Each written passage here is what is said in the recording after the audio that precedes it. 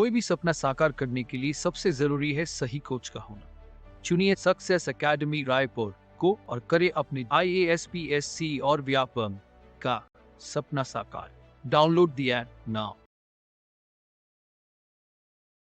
Hello friends, मैं धर्मेंद्र साहू। छत्तीसगढ़ पढ़ रहे हैं आप लोग मेरे साथ। छत्तीसगढ़ के इस क्लासेस में हम मेंस का हिस्ट्री कर रहे हैं और लास्ट वीडियो में हमने मराठा एडमिनिस्ट्रेशन जो है वो स्टार्ट करने की बात कही थी। दैट मीन्स हमारा जो मराठा का हिस्ट्री है, पॉलिटिकल हिस्ट्री, ये सभी चीजें हमने कंप्लीट कर लिया था। ठीक है, आप लोग देखे होंगे कि मेनली सबसे ज्यादा वेटेज जो रखता है वो रतनपुर में, क्योंकि कलचुरी वहां से रूल कर रहे थे और वहीं से फिर आपका मराठों ने भी रूल किया।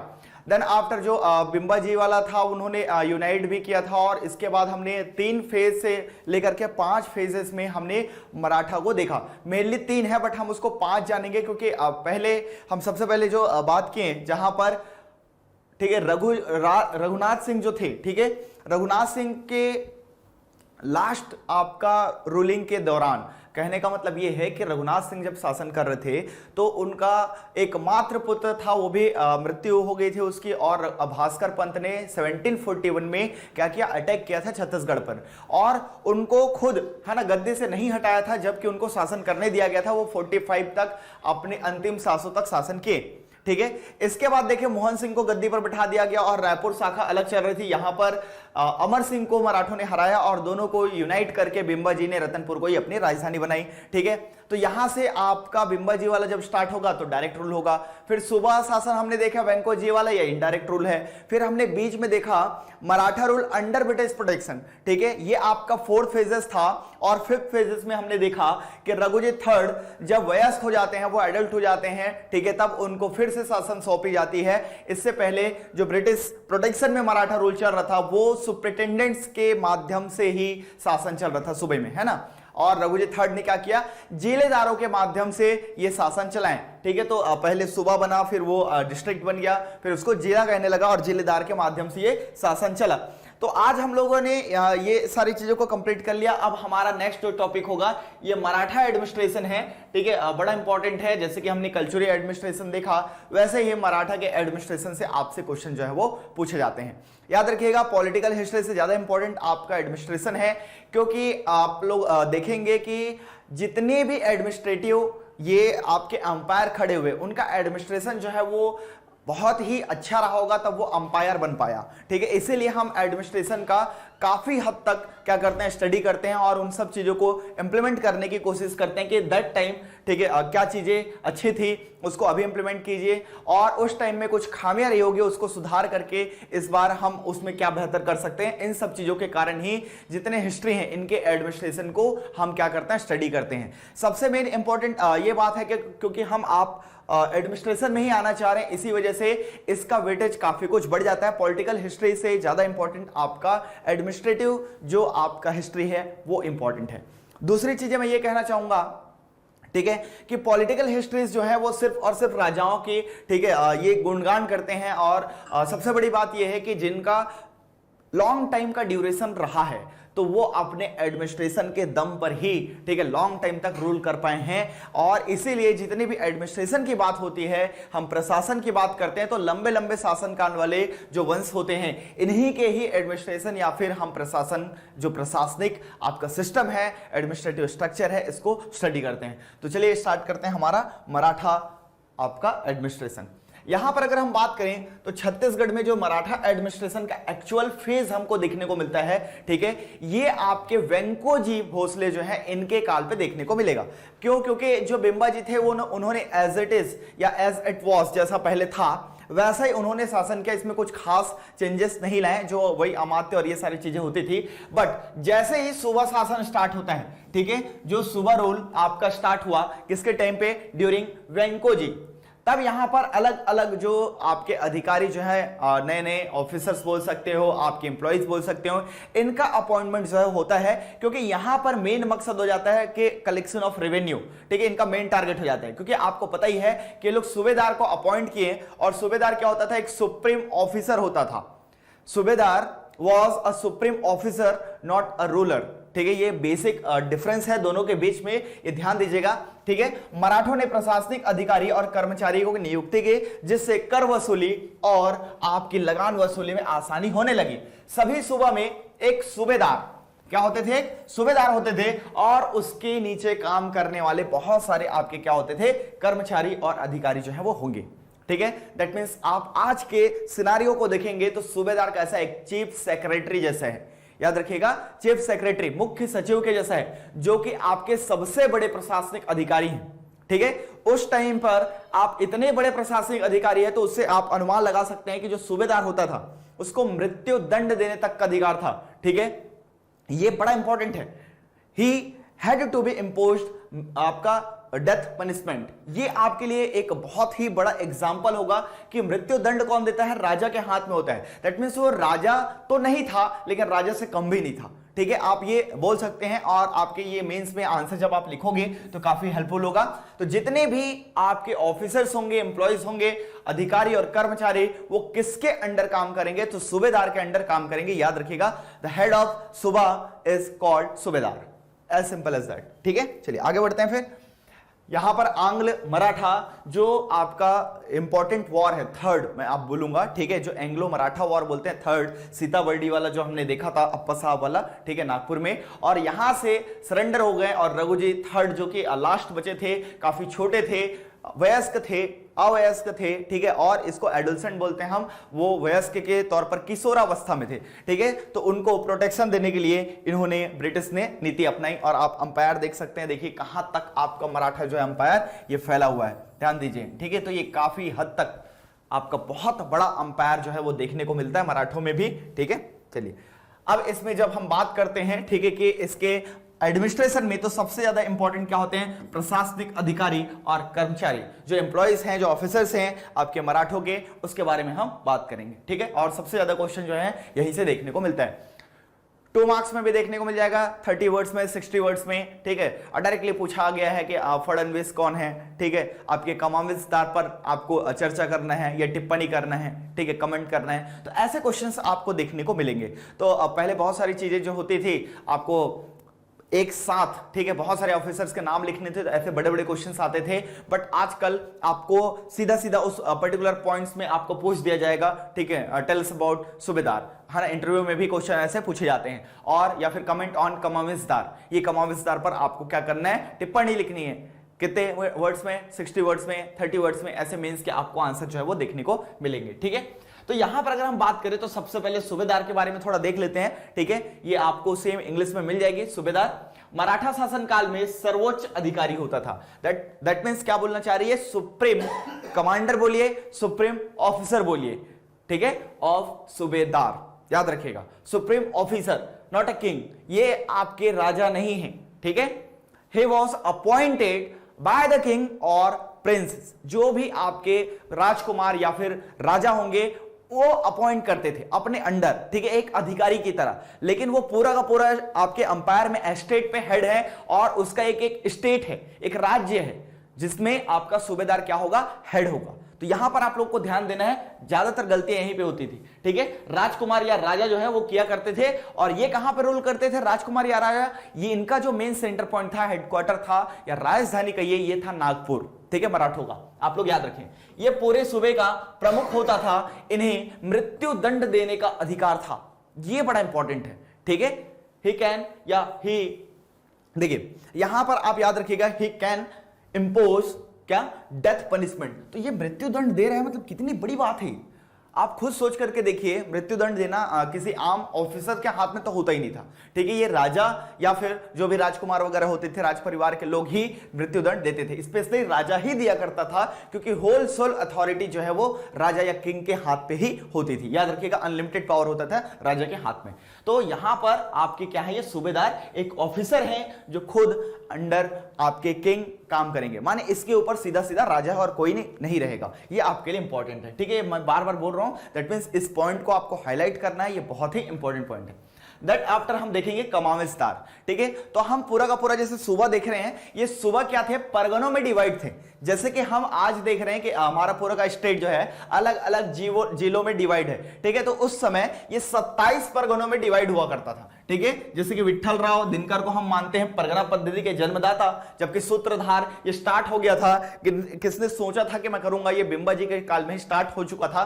बट जो आपका सुबह शासन स्टार्ट होगा तो विट्ठल राव दिनकर जो सेकंड नंबर के आपके क्या आते हैं भाई, तो सेकंड नंबर में आपके जो सूबेदार आएंगे तो इनको माना जाता है क्या, ये परगना पद्धति के जन्मदाता, और यहीं से ही मेन आपका चालू होगा। तो कमावेशदार इसी परगना का क्या होता है, प्रमुख होता है, याद रखिएगा, हेड ऑफ द परगनास। ठीक है, ये क्या कहा जाता था इनको, दे वर कॉल्ड कमावेशदार, बड़ा इंपॉर्टेंट है, याद रखिए इसको। अपने क्षेत्र में सैनिक, ठीक है, असैनिक, दीवानी और फौजदारी माल संबंधी अधिकार इनको प्राप्त थे। ठीक है, सैनिक असैनिक ये आपका देखिए मिलिट्री पावर हो गया, दीवानी आपका सिविल हो गया, फौजदारी क्रिमिनल हो गया, माल संबंधी जो अधिकार हो गए ये गुड्स, ठीक है, गुड्स एंड सर्विसेज आप लोग जानते हैं, ठीक है, मालवाहक गाड़ियां देखे होंगे, गुड्स कैरियर वगैरह लिखा रहता है, आप लोग ध्यान दिए होंगे। तो ये सारे के सारे इनको अधिकार प्राप्त थे अपने क्षेत्र में, दैट मींस वो पर्टिकुलर आपके परगने में। तो ये रोल निभा रहे हैं एज अ डिस्ट्रिक्ट कलेक्टर। अगर आप आज के कंपेयर में करेंगे आपके जो एडमिनिस्ट्रेशन है आज का, तो होलसेल अथॉरिटी, ठीक है, जो कमिश्नर है उनको नहीं है, वो संभाग के हेड हैं, लेकिन वो किसी ना किसी जिले के अंदर हैं, याद रखिएगा। तो यहां पर जिले के जो सर्वे सर्वा है वो कौन है, आपके कलेक्टर हैं। तो ये सूबेदार भी, ठीक है, पूरे के पूरे राज्य के हेड होते हैं, ठीक है, लेकिन उसके अंडर वो 27 परगनों में बटे हैं, तो वो कैसे हो गए, तो वो जिले के हेड हो गए, और वो क्या कहलाते थे, आपकी कमावेशदार। ये समझने के लिए हालांकि आप लोग प्रीलिम्स में भी पढ़े हैं तो उतना दिक्कत नहीं आ रही होगी, ठीक है। ये सूबेदार के प्रति जिम्मेदार थे, सिंपल सी बात है, ठीक है। सूबेदार के अंडर काम कर रहे हैं आपके कमावेशदार, और कमावेशदार जो है वो रिस्पॉन्सिबल किसके लिए, सूबेदार के लिए। सीधा सीधा वो उनकी कमांड पर ही अपना रूल करते थे, क्योंकि अपने जो एरिया है, अपना डिस्ट्रिक्ट है, लॉ एंड ऑर्डर मेंटेन करना, ठीक है, और जितने भी टैक्स वगैरह कलेक्ट करना है, रेवेन्यू वगैरह कलेक्ट करना है, ये सब जिम्मेदारी होती थी अपने एरिया में किसकी, कमाविस्तार की। तो बहुत बड़ा पोस्ट था, बड़ा इंपॉर्टेंट है। देखिए उनके आदेश पर शासन करते थे, किनके, सूबेदार के। कमाविसदार को अपने क्षेत्र में शांति सुव्यवस्था, लॉ एंड ऑर्डर मेंटेन करना, ठीक है, ये मोस्ट इंपॉर्टेंट था, और साथ ही राजस्व की वसूली। तो आज भी आप देखते हैं लॉ एंड ऑर्डर हालांकि पुलिस करती है, ठीक है, लेकिन आप वो पुलिस जो डिपार्टमेंट है वो कलेक्टर के अंडर ही है। कलेक्टर क्यों नाम रखा गया, to collect the revenue.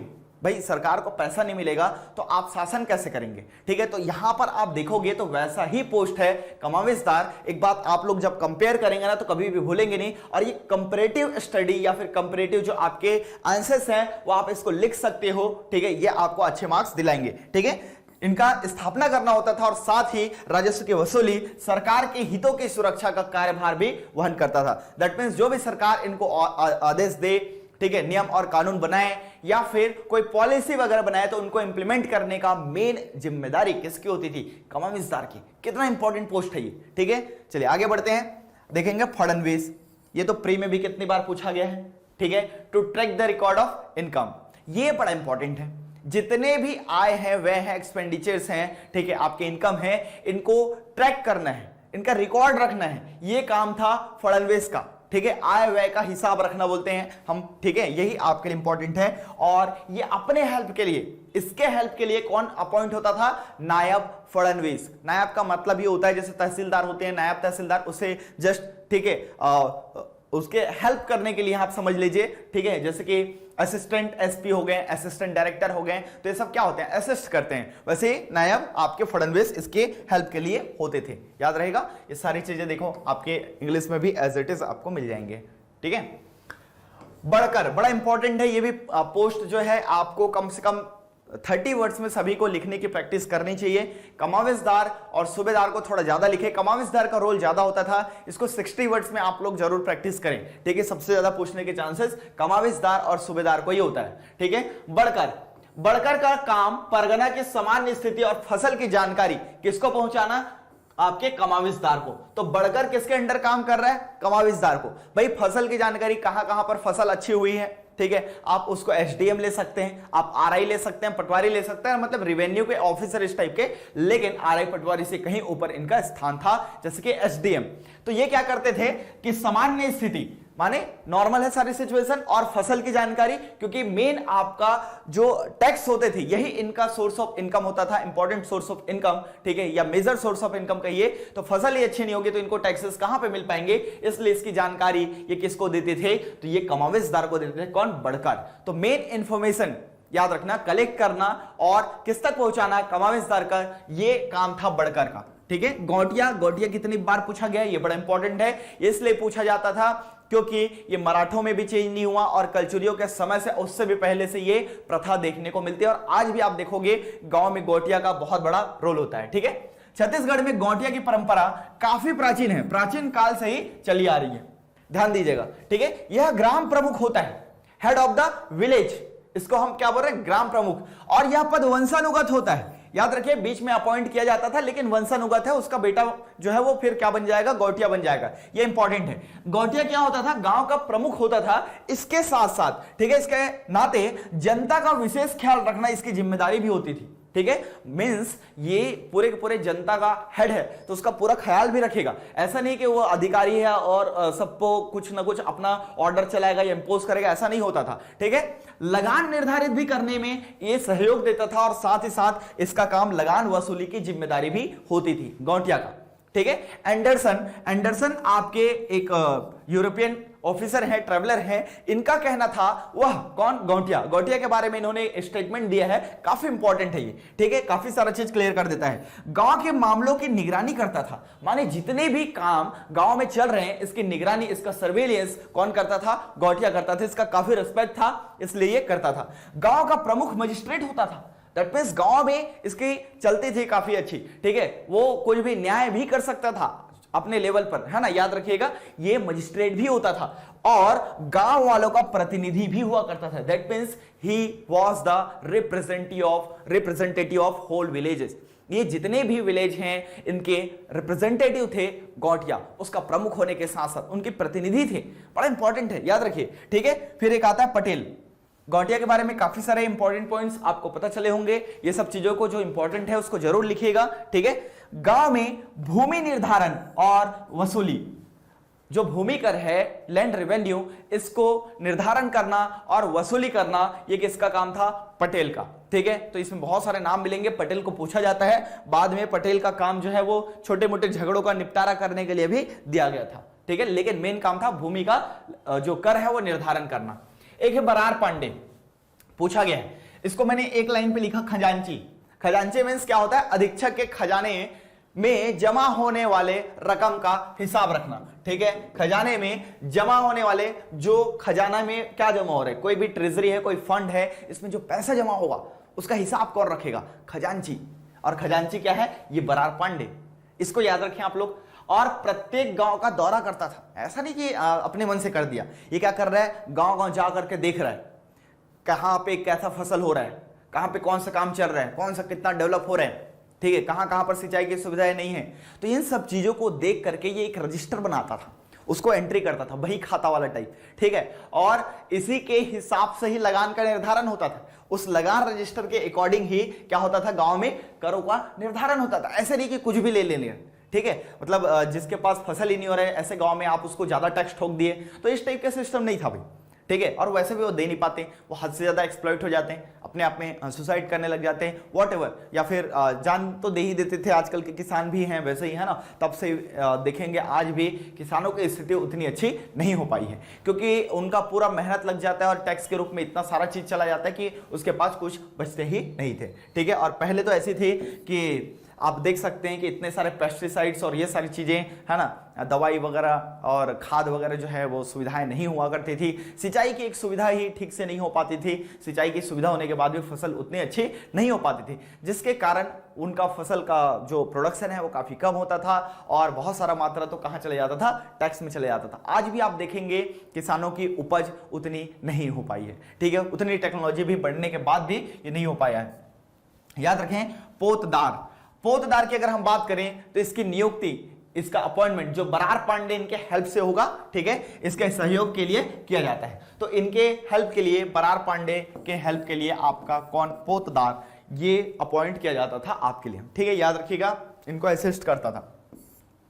Pandri Pandey की अगर हम बात करें, ये बड़ा इंपॉर्टेंट है, ये राजस्व, ठीक है, राजस्व कैसा, आबकारी राजस्व निरीक्षक बोला जाता है। ठीक है, अभी हम देखते हैं कि आबकारी से यहां पर मीनिंग है एक्साइज से, तो एक्साइज ऑफिसर आप लोग जानते होंगे, जो मादक द्रव्य, जितने नशीले पदार्थ होते हैं, ठीक है, जो नशा वगैरह होते हैं, ड्रग से रिलेटेड होते हैं, इनको असिस्ट करने वाले या इनकी जानकारी रखने वाले या ऐसे चीजों पर, ठीक है, आपके टैक्स को कलेक्ट करने वाले जो ऑफिसर होते थे, मादक पदार्थों से होने वाले आय, ठीक है, आमदनी का हिसाब कौन रखता था भाई, तो ये पंडरी पांडे जो है वो रखता था। बड़ा इंपॉर्टेंट है।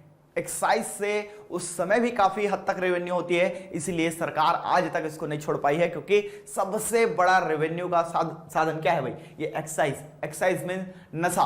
और नशा जो है देख रहे हैं आप लोग, शराब की दुकानें, इतना फायदा था कि गवर्नमेंट ने खुद ही उसको क्या कर लिया भाई, अक्वायर कर लिया, खुद ही बेच रहे हैं शराब, है ना। ये यही जैसे कि कांग्रेस गवर्नमेंट की अगर मैं बात कहूं, तो जब बीजेपी की गवर्नमेंट थी तो इन्होंने पूर्ण शराबबंदी का एक नारा दिया था, ठीक है। और जैसे ही बीजेपी ये गवर्नमेंट आई, तो हालांकि ये तो क्या बोलते हैं, रमन सरकार के पहले ही हो गई थी, दैट मीन्स कांग्रेस की सरकार आने से पहले ही ये सरकारी वाला होना चालू हो गया था, पूरी तरह से सरकारी हो गया। अब तो ऑनलाइन डिस्ट्रीब्यूशन सिस्टम भी चालू हो गया है इन सब चीजों पे भी।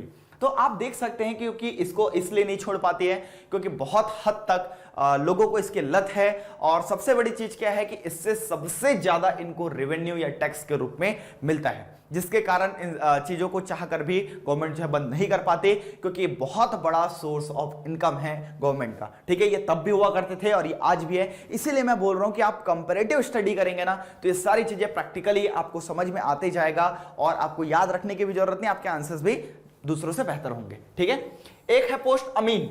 अमीन कुछ नहीं है, ये राजस्व संबंधी हिसाब की क्या करता था, फिर से पुष्टि करता था, शुद्धि करता था। दैट मीन्स हम क्या करते हैं, जैसे कि कोई भी चीजें एक बार हो गई, उसको हम वेरीफाई करते हैं, ठीक है, प्रूफ करते हैं कि भाई ये सारी चीजें हैं, वही शुद्धि है। तो अमीन का काम क्या होता था, जितने भी राजस्व संबंधी हैं मामले, कि ये सही है कि नहीं, हिसाब किताब वगैरह सारी चीजें, जैसे आज के डेट में कंप्यूटर है, उसके जगह पर दोबारा चेक करने के लिए ऐसे व्यक्ति को अपॉइंट कर दिया जाता था, ताकि इस सब चीजों में एरर जो है वो कम से कम हो या न के बराबर हो। यही अमीन का काम था, राजस्व संबंधी हिसाब की शुद्धि के लिए हर परगना में, इच एंड एवरी परगना, ठीक है, अमीन हैज टू बी अपॉइंटेड। ये आपके लिए इंपॉर्टेंट है, ठीक है, इनको अपॉइंट किया जाता था। चलिए आगे बढ़ते हैं। अब देखते हैं आपका पंड्या, माल चपरासी, कोतवाल और चौहान। ये छोटे छोटे पोस्ट हैं बट इंपॉर्टेंट है, याद रखिए, ठीक है। जैसे कि सबसे पहले देखिए पंड्या, तो पंड्या क्या था, एक अस्थाई, यहां पर ये ध्यान देने वाली बात है, अस्थाई राजस्व कर्मचारी, एक रेवेन्यू का एम्प्लॉय है, बट कैसा है, एडहॉक है। तो उस समय भी अस्थाई वाला, ठीक है, आपका एडहॉक आप देख सकते हैं, ठीक है। एडहॉक कोई भी चीजों को अपॉइंट किया जा रहा है, तो वो कितना इंपॉर्टेंट चीज है एडमिनिस्ट्रेशन में, ठीक है। आप देख रहे हो जैसे कि आउटसोर्सिंग वगैरह करते हैं हम लोग, ये सारी चीजें, तो यहां पर एडहॉक अपॉइंटमेंट दे रहे हैं। आप संविदा वगैरह भी देखते हो आज के डेट में, ठीक है, शिक्षा कर्मी भी क्या था। तो ऐसे सारी चीजें जो गवर्नमेंट के परमानेंट नहीं है, लेकिन ये पंड्या जो है वो मिलता है, ठीक है। नाम देखिए यहां पर आपका पंड्या के रूप में क्या मिल रहा है, ऑफिसर की भी नियुक्ति होती थी, और इसका किस लिए काम होता था, क्योंकि रेवेन्यू, दैट मींस रेवेन्यू उस समय भी एक बहुत बड़ा डिपार्टमेंट था, सबसे बड़ा आपका सोर्स ऑफ इनकम है, इसीलिए रेवेन्यू में, ठीक है, राजस्व कर्मचारी के तौर पर किसको, पंड्या को नियुक्त की जाती थी, याद रखिए। और यह अमीन के साथ विशेष कार्यों को करने के लिए किया जाता था, तो अमीन के हेल्प करने के लिए आप बोल सकते हो पंड्या भी नियुक्त किए जाते थे। एक माल चपरासी है, याद रखिएगा, जिसको गुड्स पियोन बोलेंगे। माल चपरासी दैट मींस जो गुड्स वगैरह के रिलेटेड जितने भी काम है वो ये करेंगे, राजस्व कार्य में ये मदद करता था। कैसा, गुड्स वगैरह जो सप्लाई होती है इसमें। कोतवाल, ये तो आज भी आप लोग देखते हैं, गांव गांव में कोतवाल होते हैं, ठीक है। इसका कार्य गांव में पहरा देना है, और क्या है, गांव में जरूरी सूचना पहुंचाने का कार्य किसका रहता है, कोतवाल। मुनादी करते हैं, चिल्ला चिल्ला के बोलते हैं, भाई ये सूचना है, अब पंचायत लगेगी, या फिर ये होने वाला है, वोट डालने जाना है, ठीक है, किसी के घर कोई कार्यक्रम है, या फिर कोई चीजें दिक्कत आ रही है, या फिर मीटिंग बैठ रही है पंचायत की, इन सब चीजों से रिलेटेड जितने भी प्रॉब्लम्स हैं या इंपॉर्टेंट इंफॉर्मेशन है, ये आज भी कोतवाल के माध्यम से ही दिया जाता है। तो ये कोतवाल कितना इंपॉर्टेंट है। एक है चौहान। चौहान आपका एक राजवंश वैसा वाला नहीं है भाई, ठीक है, राजपुताना वाला। ये चौहान एक पोस्ट हुआ करता था गांव में, ग्राम रक्षक का कार्य करता था। तो जो ग्राम रक्षक, ठीक है, आप ऐसा याद रखिए कि चौहान लोग युद्ध करने वाले हैं, रक्षक, ठीक है, वैसे ही चौहान का जो पोस्ट होता था ये ग्राम रक्षक का होता था, और ये आपका देखिए महाराष्ट्र और इन साइड से ही इनका जो है वो आया हुआ है, ठीक है, आपका चौहान। तो होप सो ये सारी चीजें आप लोग को क्लियर हो गई होंगी, जितने ऑफिसर्स हैं, बस वो ऑफिसर्स और उनके कार्य, ठीक है, कहां कहां पे उनके कार्य थे, क्या क्या कार्य थे, ये आपके लिए इंपॉर्टेंट है। अब कुछ इंपॉर्टेंट जैसे जानकारी है, बार बार मिलता है, खालसा भूमि क्या होती है, ताहुतदारी क्या होता है, ताल्लुकदारी आप लोग सुने होंगे, ठीक है। तो खालसा भूमि ऐसी भूमि थी जो इनके डायरेक्ट कंट्रोल में थी, उसको खालसा बोलते हैं, याद रखिएगा। ऐसे में जो डायरेक्ट कंट्रोल में नहीं है तो कैसी भूमि है, तो जमींदारी भूमि है, क्योंकि वो किसी ना किसी जमींदार के अंतर्गत आ रही है, ठीक है। लेकिन इनके डायरेक्ट कंट्रोल में है, ऐसा नहीं है जमींदार के जो अंतर्गत आ रही है, जमींदार उनको सीधा सीधा सालाना टैक्स पे कर देते थे, किनको, मराठों, जो मेन रूलर है। लेकिन ऐसे क्षेत्र थे जो जमींदारी क्षेत्र से बाहर है, वो डायरेक्ट कंट्रोल में किसके, मराठों के या राजा के, ऐसे भूमि खालसा भूमि कहलाते थे। बिम्बा जी के मामले में आप देखोगे कि कोरबा वाला जो क्षेत्र था उसको खालसा भूमि में शामिल कर दिया गया, उसको वहां के जमींदार को हटाकर, क्योंकि वो बार बार रिवोल्ट करता था, बहुत गलत, ठीक है, इसी के खिलाफ। तो ये आपके लिए इंपॉर्टेंट है, ठीक है, खालसा भूमि। फिर आता है आपका जमींदारी, तो जो जमींदारी अप्रत्यक्ष नियंत्रण है, जमींदारों के अधीन वाली भूमि, ये जमींदारी भूमि है, और जो डायरेक्ट है वो कैसे है, खालसा है। अब ताहुतदारी और ताल्लुकदारी प्रथा है, ठीक है, ज्यादा अंतर नहीं है, दोनों वही है। लेकिन ताहुतदारी प्रथा जो होती थी, ये ऐसे बंजर भूमि को सेलेक्ट करते थे, और बंजर भूमि दैट मींस जो अनफर्टाइल लैंड है, ठीक है, याद रखिएगा, अनफर्टाइल लैंड पे टेक्नोलॉजी के माध्यम से उस पर मेहनत करके, ठीक है, इसको क्या किया जाता था, फर्टाइल बनाया जाता था, उपजाऊ बनाई जाती थी, और ये पूरा का पूरा प्रोसेस में काफी सारे खर्चे होते थे, जो आसपास के जो लोग इन्वेस्ट करना चाहते थे, ठीक है, जिनके पास पैसे थे, जो सेठ साहूकार वगैरह थे, उनसे पैसे लिए जाते थे और उनको ब्याज में पैसे दिए भी जाते थे, बाद में ब्याज समेत उनको लौटा दिया जाता था, जिसके कारण वो इन्वेस्ट करते थे। और ऐसे जगहों का क्या होता था भाई, ये आपका एक जो खराब सा भूमि, जो कोई काम का नहीं है, वो उपजाऊ बन जा रहा है, खेती किसानी के काम आएगा, तो उससे फिर से रेवेन्यू जनरेट होगी और डबल फसल होने लग जाएगा, जिससे कि इनको फायदा होगा, तो प्रॉफिट जो है वो बांट लिया जाता था। यही प्रोसेस ताहुतदारी कहलाती थी। जबकि ऐसे भूमि जो आपके बंजर वगैरह होते थे, लेकिन उसको निवास स्थान के लिए, माने बसावट के लिए यूज होता था, ये ताल्लुकदारी प्रथा कहलाती थी। ताल्लुकदारी रिलेटेड आपका मराठों से है, जबकि ताहुतदारी, ठीक है, ये आपके मराठों के साथ साथ ब्रिटिशर्स ने भी इसको अपनाया था, ताहुतदारी। याद रखें, बंजर जमीन को आबादी के लिए जो यूज करते हैं ऐसे क्षेत्र, तालुका, तालुका आप लोग जानते हैं तहसील, सिटी, तो यहां पर क्या होती है, अच्छी खासी आबादी होती है, वहीं से तालुका आया, ठीक है। तो आप लोग याद रख सकते हैं, बड़े इंपॉर्टेंट है, दो चार चीजें, ये सारी चीजें आप देख सकते हैं, मेकिंग, ठीक है, बैरन लैंड और ये सब। अब देखिए मराठा कालीन टैक्स, कितनी बार ये टैक्स को पूछा गया है, प्री मेंस का सिलेबस अलग नहीं है भाई, आपको याद रखना है, ठीक है, कि प्री में कैसे आपके पास ऑप्शंस होते हैं, आप लगा लेते हैं, ठीक है, कई बार उसमें भी गलतियां हो जाती हैं, लेकिन जब आप मेंस दे रहे हैं तो ये सारी चीजें आपको पता होनी चाहिए, क्योंकि 2 नंबर 4 नंबर में डायरेक्ट पूछा जाए तो आप एक भी मिस कर रहे हैं, मतलब वो आपका नुकसान है, ठीक है। टकोली, सायर, कलाली, पंडरी, सेवई, और एक होता है जमींदारी टैक्स, जमींदारी कर। टकोली जो ईयरली टैक्स लेते थे, ठीक है, जमींदारी भूमि से प्राप्त वार्षिक जो कर है वो कहलाता है टकोली। आयात निर्यात करे, ठीक है, इंपोर्ट एक्सपोर्ट जो इन लोगों टैक्स लिए जाते थे, इसको बोला जाता है सायर, है ना। ये किसी सायर की गजल वाला वो सायर नहीं है, ये क्या है, आपका एक टैक्स है, याद रखिएगा। कलाली, कलाली भी एक टैक्स है, कैसा टैक्स है, आबकारी, फिर से मैं बोल रहा हूं आबकारी वाला, ये बड़ा इंपॉर्टेंट है, ठीक है। दैट मींस एक्साइज टैक्स किस में लगता है, तो मादक द्रव्यों पर, दैट मींस जो ड्रग से रिलेटेड है, नशीले, अल्कोहलिक ड्रग, ठीक है, इन सब चीजों पे कैसे आपके, है ना, उस समय क्या बोला जाता था, सोमरस, पेय पदार्थ, है ना, इस टाइप के बोले जाते थे, शराब वगैरह, तो इन सब चीजों पर आपके जो टैक्स लगते हैं वो कहलाते हैं कलाली। पंडरी, गैर कृषि कर। अब ये गैर कृषि समझ में नहीं आता, एक्सेप्ट एग्रीकल्चर, अलग टाइप से जो कोई और बिजनेस कर रहे हैं, कुछ और काम कर रहे हैं जो एग्रीकल्चर से अलग है, उनको जो टैक्स लगाया जाता है वो है पंडरी, चाहे वो उद्योग से रिलेटेड हो, व्हाटएवर, ठीक है। सेवई, सेवई भी आपका एक टैक्स ना होकर के सीधा सीधा जुर्माना या फाइन था, लेकिन ये एक अच्छा सोर्स था इनके कमाई करने का, रेवेन्यू का, ये आपके लिए इंपॉर्टेंट है। अपराधियों पर जुर्माना, अब भाई आप जैसे कि लगेगा कि अपराधियों पर जुर्माना होगा, तो ऐसा नहीं है, ठीक है, फाइन या टैक्स। आपने एक सिग्नल भी तोड़ा तो आपने नियम कानून को तोड़ा, माने आप अपराधी हो, तो इसीलिए तो आपसे चालान काट दिया जाता है, वो भी तो एक टाइप का क्या है, जुर्माना तो है, आप समझिए उसको, ठीक है। वो छोटे भी हो सकते हैं, वो बड़े भी हो सकते हैं। ऐसा नहीं लेना है कि जुर्माना मतलब आप जुर्म किए हो तो बड़ा जुर्माना, वो तो आप जुर्म कर ही रहे हो, माने छोटी से छोटी गलती भी तो जुर्म है, ठीक है। इसलिए जुर्माना ही यहां पर एक अच्छा वर्ड है, आप ध्यान दीजिएगा। लोगों को लग रहा होगा कि अपराधियों पर जुर्माना, तो अपराध किए हैं तो आप, अगर आप सिग्नल भी तोड़ रहे हैं तो आप अपराधी हो, ठीक है, क्योंकि वो गवर्नमेंट के नियम के खिलाफ है, ठीक है, अगेंस्ट द लॉ है, इसलिए वहां पर जुर्माना देके छोड़ रहे हैं, ठीक है। अदरवाइज बड़ा है तो आप बड़े अपराध कर रहे हो, छोटे से लेकर के बड़े अपराध हो सकते हैं ना। अपराध का मतलब ये थोड़ी ना कि बड़े बड़े चीजों को ही अपराध कहा जाए, है ना। गलती जो है, माने आप गलती से भी गलती करें तो भी अपराध तो है ही।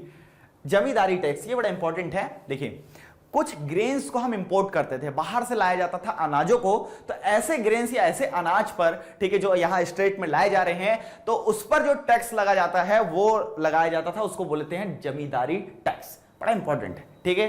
तो ये आपको दिख रहे हैं 6 प्रकार के इंपॉर्टेंट टैक्सेस जो आपको याद होने चाहिए मराठे, ठीक है, रूल से रिलेटेड।